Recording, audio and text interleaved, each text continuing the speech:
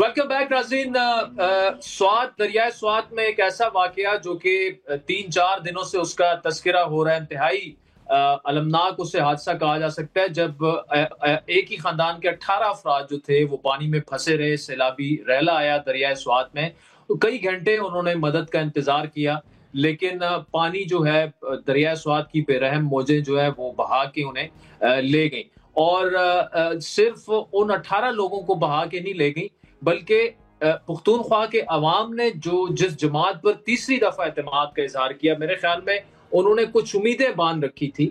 दरियाए स्वात उन उम्मीदों को भी अपने साथ बहा के ले गया, क्योंकि रेस्क्यू की काफी सारी गाड़ियां जो हैं, जो तहरीक इंसाफ की हुकूमत बार बार इस्लामाबाद पर चढ़ाई करती रही, जलसे जुलूस करती रही, तो बहुत सारी रेस्क्यू की गाड़ियां 11, 22 की गाड़ियां उसमें इस्तेमाल हुई, जो अभी भी अनफॉर्चुनेटली इस्लामाबाद पुलिस की तहवील में है। तो 2 घंटे स्वात जैसे शहर में, बहुत बड़ा शहर है स्वात, जिसमें साबिक वजीर आला महमूद खान ने भी काफी तरक्याती काम किए हैं। उसके अलावा मुराद सईद साहब ने काफी तरक्याती काम वहां पर किए हैं, और 13वां साल है वहां पर पीटीआई की गवर्नमेंट है, मकामी हुकूमत भी पीटीआई की है, लेकिन रेस्क्यू की गाड़ियां नहीं पहुंच पाई। क्या उसकी वजह है? दूसरा, जो वहां पर शहर में तजावुजात हैं, दरिया स्वात के किनारे कवानीन ये कहते हैं कि 200 फुट तक जो है आप आबादी नहीं कर सकते, लेकिन आज भी आप चले जाएं तो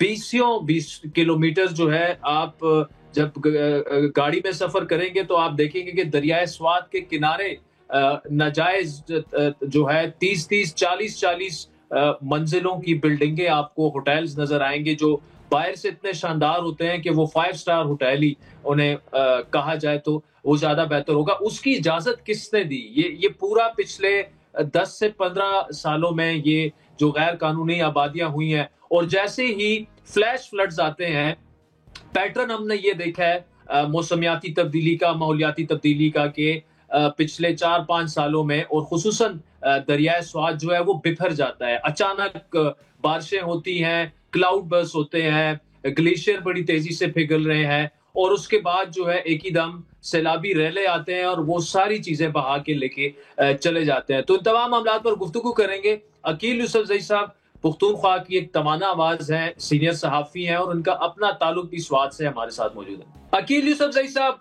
बहुत बहुत शुक्रिया। एक बड़ा दिलखराश वाकया स्वात में पेश आया जब हमने देखा एक ही खानदान के 18 लोग जो हैं वो दरियाए स्वात की जो बेरहम मौजें हैं उनकी नजर हो गए, लेकिन कुछ नहीं हो पाया। आपका अपना ताल्लुक भी उसी इलाके से है और बड़ी गहरी नजर है पुख्तूनख्वा के जो गवर्नर्स के मामलात हैं। ये हुआ क्या? कैसे रेस्क्यू की टीमें वहां पर पहुंच नहीं पाई और क्या इन लोगों को बचाया जा सकता था?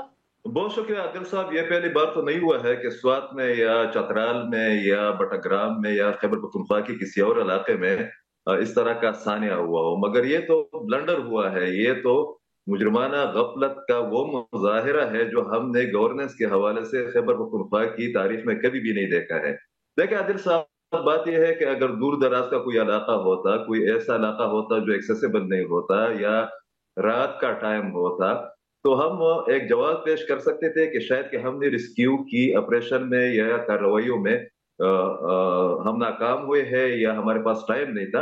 मगर ये तो आदिल साहब, ये तो वही जगह है जो कि मलकन का जो डिविजनल हेडक्वार्टर है पूरे मलकन डिवीजन का, उस हेडक्वार्टर से या उनके ऑफिस से कोई 2 किलोमीटर के फासले पर है। दिन का वक्त है, मेन स्ट्रीम जगह है, मिंगौरा शहर है, गढ़ है, और वहां पर 2 घंटे तक एक फैमिली बेयार मददगार 21वीं सदी में वहां पर खड़ी है और लोग वीडियो बना रहे हैं। जो 11, 22 की एक गाड़ी आई है उसमें न कश्ती थी न उसमें कोई और फैसिलिटी थी, वो सिर्फ मेडिकल फैसिलिटी के लिए आई हुई थी। और ऊपर से आपके वो हमारे वजीर आला कह रहे हैं कि मैंने उधर टेंट लगाना था, मैंने उधर जो है ना वहां पर जाकर तंबू लगाना था। तो मेरे ख्याल में ये ब्लंडर है। हम लोगों ने, हमारे हुकूमत ने, हमारे इदारों ने न सिर्फ ये कि खैबर पख्तूनख्वा की सयाहत को तबाह कर दिया है, बल्कि गवर्नेंस के जो इश्यूज हम बार बार उसकी निशानदेही कर रहे हैं वो बेनकाब हो चुके हैं, और खैबर पख्तूनख्वा की हुकूमत इन लोगों की कातिल है। اچھا عقیل صاحب دوسرا یہ بتائے گا کہ ایک تو یہ ایشو ہو گیا، دیکھیں سوات میں ہم دیکھ رہے ہیں پچھلے 4-5 سالوں کا پیٹرن یہ ہے کہ فلیش فلڈز آ کے جتنی بھی یہ ہوٹلز وغیرہ ہوتے ہیں دریا کے کنارے جو کہ 200 فیٹ تک آپ آبادی نہیں کر سکتے، غیر قانونی یہ سارے بنے ہوئے ہیں، وہ بہا کے لے جاتے ہیں۔ 3 مہینے بعد آپ دوبارہ جائیں تو اس 10 منزلہ بلڈنگ اگر بہا کے پانی لے جاتا ہے 20 منزلہ وہاں پر کھڑی ہو جاتی ہے۔ ایک تو اس کا میکینزم کیا ہے، یہ اجازت کون دیتا ہے؟ یہ کیا پچھلے 13 سالوں سے پی ٹی آئی کی وہاں پر گورنمنٹ ہے، اور آپ اگر منگور سے تھوڑا اوپر جائیں مدین بحرین اور کالام تک 20 کلومیٹر پر یہ ساری عمارتیں کھڑی ہیں بلند و بالا، جو کہ غیر قانونی ہے ساری۔ تو اس کی اجازت کون دیتا ہے؟ اب اگر آپ اس کو مسمار کرنا شروع کر دیں، آپریشن شروع کر دیں، 2 مہینے بعد دوبارہ سے وہ عمارتیں وہیں پہ ہمیں نظر آئیں گی۔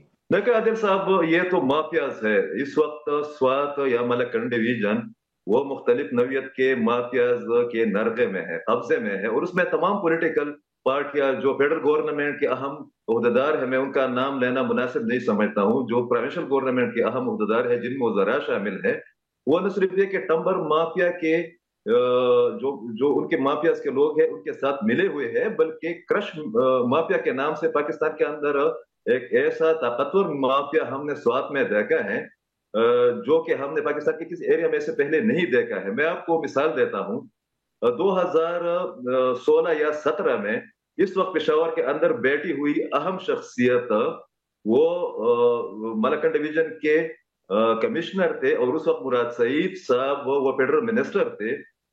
ہوٹل ایسوسیشن کے ایک گروپ نے 20 کروڑ روپے جمع کر کے ان کو تحفتاً دیے، اور تقریباً 80 کے قریب غیر قانونی ہوٹلز اور تعمیرات تعمیر کرنے کے لیے ان لوگوں نے این او سیز حاصل کی۔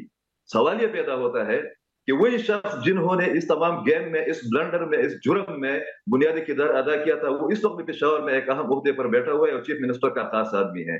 تو سوات میں جو صورتحال اس وقت بنی ہوئی ہے وہ یہ ہے کہ سوات کا پورا جو سماجی ڈھانچہ ہے، سوات کا جو پورا معاشی ڈھانچہ ہے وہ خطرے میں پڑ گیا ہے، اور اوپر سے یہ دعوے بھی کیا جا رہا ہے کہ ہم ٹورزم کے فروغ کے لیے بہت کچھ کرنا چاہ رہے ہیں۔ آپ اس سے اندازہ لگائے کہ اس وقت جب ہم نے پتا کیا، ایک صوبائی منسٹر عادل صاحب اس طرح ہے جس نے 1112 میں 12 لاکھ پر اپنے بھائی کو بھرتی کیا ہے، اور وہ اس دن ادھر بیٹھ کر وضاحتیں پیش کر رہا تھا، لوگوں کو ڈانٹ بھی رہا تھا۔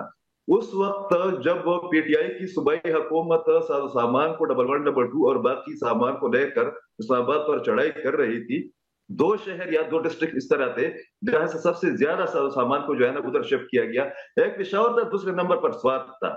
تو میرے خیال میں یہ ہمارے لیے ایک ٹیسٹ کیس بھی ہے۔ میں رات کو بھی بتا رہا تھا کہ اگر سپریم کورٹ کے پاس اگر سو موٹو ایکشن کا اختیار ہے تو اس سے بہتر موقع دوسرا کوئی نہیں ہے، مگر ایک بات ضرور میں کہنا چاہوں گا کہ اس تمام تر تباہی میں، اس تمام تر خیبر پختونخوا کے سافٹ امیج کو تباہ کرنے میں، اس خاندان کو قتل کرنے میں نہ صرف یہ کہ صوبائی حکومت شامل ہے، وہ ذمہ دار ہے، بلکہ فیڈرل گورنمنٹ اور ہماری مختلف پارٹیوں کے عہدیداران بھی شامل ہیں۔ صرف ایک مثال دیتا ہوں، فضا گڑھ کے جس علاقے میں یہ واقعہ ہوا ہے وہاں پر 6 مختلف وزراء اور 3 ایکس جو ایم این ایز ہیں ان کے ہوٹلز بھی ہے۔ ٹھیک ہے، مجھے بتائے گا کہ اس وقت بھی اسلام آباد پولیس کی تحویل میں بھی ریسکیو 1112 کی گاڑیاں موجود ہیں کے پی کی، اور وہ جب 26 نومبر غالباً ڈیٹ تھی جب کے پی سے ایک بہت بڑا جلوس آیا تھا اسلام آباد، اور اس میں کچھ ہلاکتیں بھی پھر ہوئیں، تو وہ گاڑیاں جو تھیں وہ ابھی تک یہاں پر موجود ہیں۔ یہ ایک علم فکر ہونا چاہیے کہ جب سرکاری وسائل آپ استعمال کریں گے تو وہاں پر اب لوگ مر رہے ہیں لیکن وہ گاڑیاں یہاں پر پولیس کی تحویل میں۔ جی اس وقت عادل صاحب جو ڈیٹیلز ہے وہ یہ ہے کہ 55 کروڑ کی 1112 کی گاڑیاں اسلام آباد پولیس اور پنجاب پولیس کی تحویل میں ہے۔ یہ گاڑیاں لے کر جو ہے نا یہ پہلی بار ہوا ہے۔ میں آپ کو ایک کمال کی بات بتا دوں، آپ حیران رہ جائیں گے کہ اس وقت ڈویژنل ہیڈ کوارٹر کے پولیس جو ہیڈ کوارٹر ہے ان سمیت خیبر پختونخوا حکومت کے تقریباً 35% عمارات پر قائم ہے۔ پولیس लाइन समेत। तो जब इस किस्म के स्वाद की पूरे कल्चर को जो है ना, जिसको हम इंडस कल्चर की तरह स्वाद कल्चर कहते हैं, उसको तबाह कर दिया है, और गवर्नेंस यहाँ पर है ही नहीं।